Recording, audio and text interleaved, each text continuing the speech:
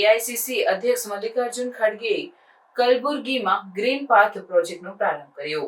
AICC અધ્યક્ષ Mallikarjun ખડગે કલબુર્ગીમાં green path પ્રોજેક્ટનો પ્રારંભ કર્યો. આ વિશાળ પર્યાવરણ અભિયાન હેઠળ કલ્યાણ કર્ણાટક વિસ્તારમાં વૃક્ષારોપણ, માર્ગ વિકાસ અને પાર્ક તળાવોના સંવર્ધન જેવા અનેક વિકાસ કામો હાથ ધરવામાં આવશે. પ્રોજેક્ટના પ્રથમ તબક્કામાં કલબુર્ગી શહેરમાં 37,100 વૃક્ષોના છોડ ઘર ઘર પહોંચાડવામાં આવશે અને કુલ 9,000 હેક્ટર વિસ્તારમાં વૃક્ષારોપણ થશે.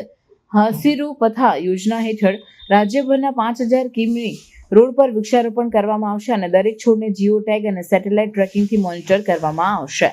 કલબુર્ગીમાં 30 પાર્ક અને અનેક તળાવો કલ્યાણીઓના પુનર્જીવન માટે પણ વિશેષ બજેટ ફાળવાયું છે. આ ઉપરાંત 8,150 કિમીમાં ગ્રામ્ય માર્ગો અને 25 મુખ્ય ચોરાહોના વિકાસ માટે પણ વિશાળ ફંડ ફાળવાયો છે. મલ્લિકાર્જુન ખડગે અને પ્રિયંક ખડગે સહિતના નેતાઓએ જણાવ્યું કે રાજ્યમાં ફોરેસ્ટ કવર માત્ર 22% છે અને કલ્યાણ કર્ણાટકમાં તો માત્ર 2% છે.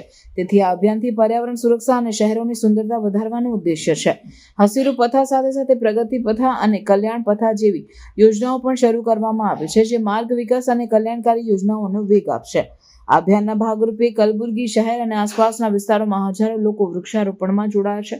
રાજ્ય સરકાર અને વિવિધ વિભાગો સાથે મળીને આ અભિયાનને સફળ બનાવવા માટે ખાસ ટીમો રચવામાં આવી છે. આથી ગ્રીન પાથ પ્રોજેક્ટ કલબુર્ગી અને સમગ્ર કલ્યાણ કર્ણાટકને સ્વચ્છ, હરિયાળું અને પર્યાવરણ મિત્ર બનાવવામાં મહત્વની ભૂમિકા ભજવશે.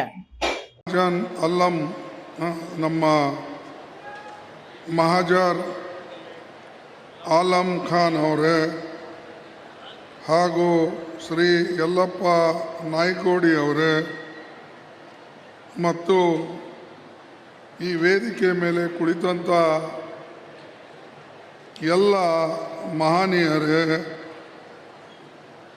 ಮತ್ತು ಇಲ್ಲಿ ಸಮಾರಂಭದಲ್ಲಿ ಉಪಸ್ಥಿತಿರ್ತಕ್ಕಂಥ ಎಲ್ಲ ಬಂಧುಗಳೇ, ತಾಯಿಂದರೇ, ಭಗಿನಿಯರೇ ಮತ್ತು ಯುವ ಮಿತ್ರರೇ, ರೈತ ಬಾಂಧವರೇ ಹಾಗೂ ಅನೇಕ ಶಾಲೆಯಿಂದ ಬಂದಂಥ ನಮ್ಮ ಶಾಲಾ ಮಕ್ಕಳೇ ಹಾಗೂ ಮಾಧ್ಯಮದ ಮಿತ್ರರೇ,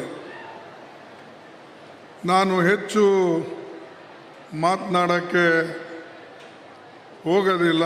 ಕಾರಣ ನನಗೆ ಡೆಲ್ಲಿಗೆ ಪುನಃ ಹೋಗಬೇಕಾಗಿದೆ ಮತ್ತು ಈಗಾಗಲೇ ಈ ಒಂದು ವನಮಹೋತ್ಸವದ ವಿಶೇಷವಾದಂಥ ಇದರ ಮಹತ್ವ ಏನು, ಎದಕ್ಕಾಗಿ ಈ ಕಾರ್ಯಕ್ರಮವನ್ನು ಮಾಡಿದ್ದೇವೆ ಅನ್ನತಕ್ಕಂಥ ಮಾತನ್ನು ಶ್ರೀ ಖಂಡ್ರೆ ಅವರು ಭಾಳ ವಿವರವಾಗಿ ಹೇಳಿದ್ದಾರೆ.